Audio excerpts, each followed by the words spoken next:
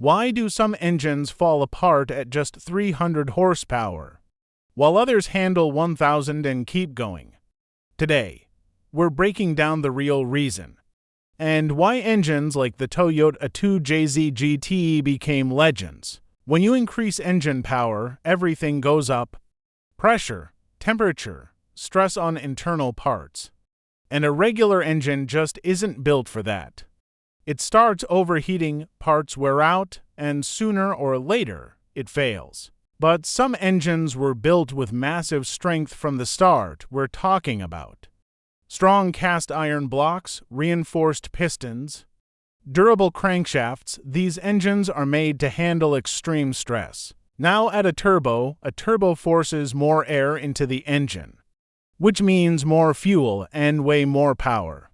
But there's a catch. More pressure means a higher chance the engine could blow. Legendary engines like the Toyota 2JZ-GTE have thick engine blocks, can handle insane pressure, and respond incredibly well to tuning. That's why they can push 600, 800, even 1,000 horsepower. Of course, you don't get 1,000 horsepower stock. To reach that level, people upgrade turbo systems, fuel delivery, engine tuning, ECU, sometimes internal components, but the key point is the foundation is already strong enough. That's why some engines fail and others become legends. Now you know.